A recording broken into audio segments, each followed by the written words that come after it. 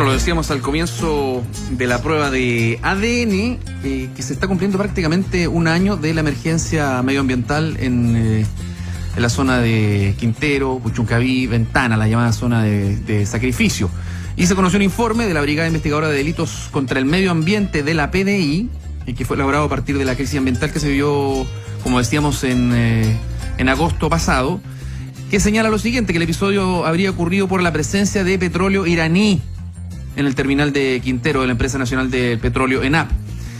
De acuerdo a una publicación de hoy día del diario La Tercera, el documento señala que desde las instalaciones de ENAP emanaron olores atípicos que fueron perceptibles por trabajadores de empresas aledañas y funcionarios, por supuesto, de la petrolera, coincidiendo con el periodo de drenaje de un tanque, el cual recibió crudo iraní, el Iranian Heavy, y secuestrante. Aquí entramos un poquito más en el detalle. El petróleo contenía otro elemento que era el de los genéricos llamados secuestrantes. ¿Qué hacen esto? Mitigan o capturan de alguna manera con una reacción química los efectos de, por ejemplo, el ácido sulfídrico. Entonces, ¿qué es lo que pasa? Este petróleo tenía altos índices de ácido sulfídrico y se le agrega esto para que no se sienta el olor o se neutralice un poco el efecto de esta primera sustancia. Ahora, ¿de dónde se origina el que haya llegado petróleo iraní acá? Fíjate que ENAP tiene negocio en todo el mundo, es una internacional, busca asociarse con otras empresas para hacer prospecciones, investigaciones y en definitiva explotar. Se asoció con Irán, hicieron un negocio en un sector que no funcionó. Seguramente la parte gruesa de la inversión la hizo ENAP porque Irán quedó endeudado con ENAP y mandó a modo de pago, como retribución, petróleo. Irán le vende a todo el mundo. Hasta Estados Unidos le vende petróleo.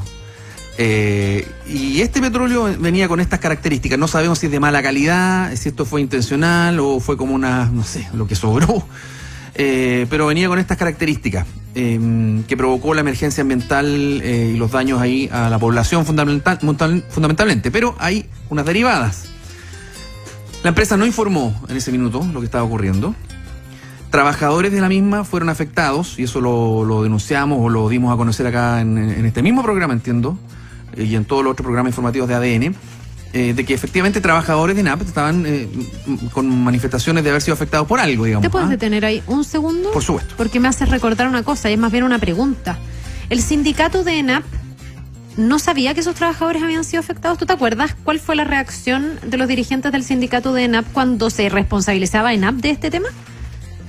Fue una actitud muy de decir que se estaba culpando a la empresa. Defendieron mucho el rol de ENAP. Originalmente sí, me acuerdo, perfecto. Perfecto. Hace un año y algo. Sí, que es el vicepresidente de la CUT, además. ¿Cómo se llama? ¿Norberto Díaz? Sí. Ya. Me hace ruido, si es que hubo trabajadores afectados, que el sindicato no lo hubiera sabido. Me hace ruido que el sindicato haya tomado una postura absolutamente a favor de la empresa.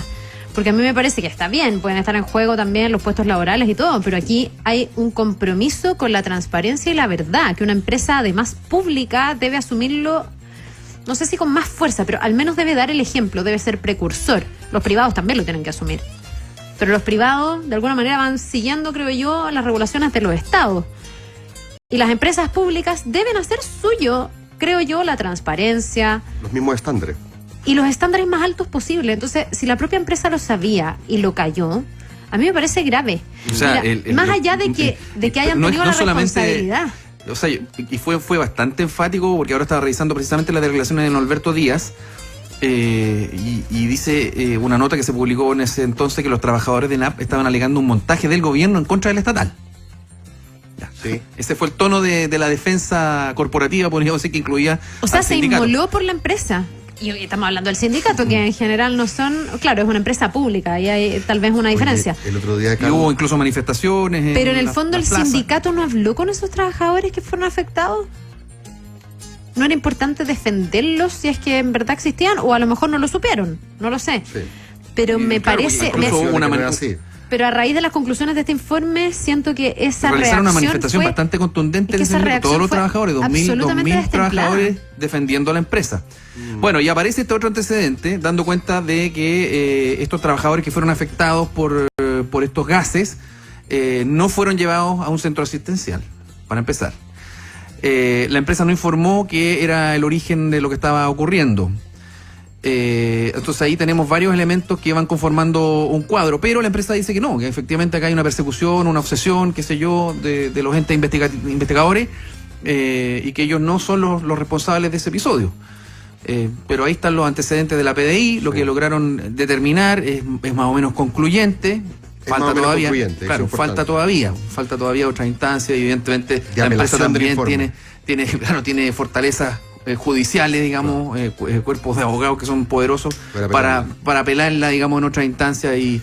Pero lo que sí ocurrió fue que hubo una crisis ambiental patente, grande, de las más grandes que ha afectado a la zona. Y fue una empresa del Estado. Y claro, a través de este episodio en particular, la llegada de un petróleo con estas características. Es interesante también la reflexión que hacía la Carla respecto de si la pública, la estatal en este caso, estatal, tiene que someterse a las mismas regulaciones que se le piden a las privadas. El otro día me fui en un Uber con un tipo que trabajaba en la planta de sal, aquí, de Aguas Andinas acá, que es dueña también de sal. Claro. Y él me decía que por supuesto que quería que fuera pública, pero me reconocía que al final la razón por la cual se había producido el problema en Osorno era que un tipo que de hecho, según él, había avisado a sus superiores y tenía dos ¿cómo se llama? Supervisores. Uno que era el que siempre iba y hacía la pega, y otro que era el flojo que sacaba la vuelta, que decía, no es nada, es muy urgente, me necesitáis. Y como le dijeron, sí, mira, igual tenéis que venir, el tipo dijo, no, pero 4 horas, al final pareció un poco lo que hablábamos de llamado. Exacto. Y finalmente él me reconocía de que esa actitud de haber sacado la vuelta se produce en una privada o una pública por igual. Él prefería que fuera pública, básicamente por las garantías como funcionario público que le generaba. Pero desde el punto de vista de cómo funciona la mecánica humana, aquí, del mismo modo como en el caso de Sal, yo creo que no toda la culpa la tiene que ser privada, aquí tampoco tiene toda la culpa que sea estatal. Los incentivos pareciera que en ambos casos tampoco están funcionando, porque en el caso de la pública, uno dice, bueno, se entiende que no haya plata para hacer las inversiones. Y uno dice, bueno, por eso las privadas son buenas, porque ellos sí tienen inyecciones de utilidad con las que pueden hacer proyectos, pero al mismo tiempo no la usan para eso. Lo que decía este tipo es que aquí, en la que está aquí en Las Condes, hay arreglos que se vienen haciendo todos los años, en vez de hacer una cuestión estructural con una inversión importante para arreglarla. El tipo decía, en una de esas hasta tienen un arreglín con los gallos que van una vez al año a ponerle un parche y al año siguiente lo mismo. Y esa estructura de incentivo yo creo que trasciende que sea estatal o privada. Se da casi por la naturaleza. Claro, tiene mucho que ver también con, la falta de incentivo en general. Con el ámbito el marco, digamos. Una empresa monopólica no necesita incentivos. Necesita abaratar costos para ganar, necesita cobrar más para ganar, pero no necesita hacer inversiones, versus un ámbito de competencia donde sí funcionan las privadas, que es que tenía otro que quiere ganarte. Eso es correcto. Estoy comparando, tienes razón, estoy comparando la estatal que funciona sola con la privada que funciona como un oligopolio también. Sí, en ese caso. Claro.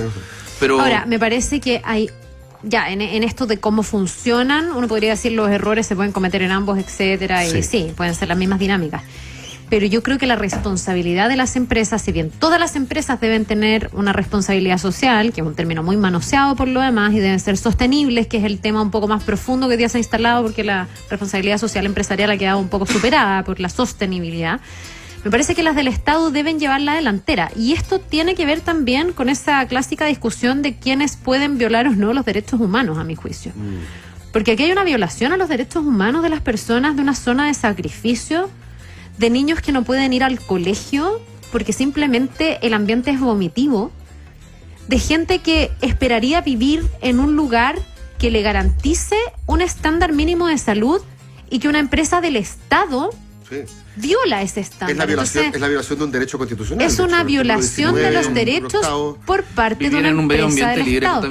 Me parece más, también hay otras ahí mismo, porque no es solo ENAP, hay otras empresas y varias privadas también que también están violando esos derechos humanos, pero en la balanza, creo yo, de quién está rehuyendo de mayor manera su responsabilidad de garantizar ese derecho humano de las personas, me parece que la vara para el Estado es distinta y es superior. Entiendo. Sí, lo que pasa es que en este caso se comporta como si fuese otra empresa más del rumbo del ámbito público. Lo que sería interesante saber... Ese es un problema también del Estado. Yo no soy constitucionalista, pero sería interesante saber si el hecho de una empresa autónoma del Estado viola los derechos, o sea, genera este daño en la población, cuenta como una violación de derechos humanos del Estado. ¿Ustedes conocen la historia de los hombres verdes o no?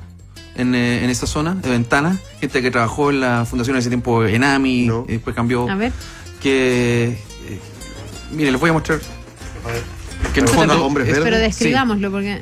son gente que comenzó a tener coloración Ah. verde y después cuando morían también tenían entre los órganos interiores evidentes muestras de haber sido afectados por una contaminación sostenida.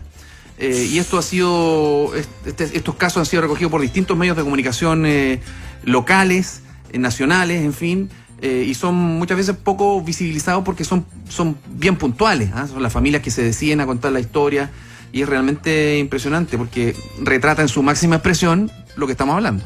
Tremendo. Bueno, y para cerrar, aquí se simboliza, se ve y se hace carne ese choque. Ayer lo hablábamos a raíz de lo del cambio climático, de los intereses económicos respecto del cuidado por la ciudadanía, por la sociedad, por el medio ambiente. Aquí, evidentemente, esa ecuación nos está dando hace rato y la balanza se ha inclinado solo hacia los intereses económicos.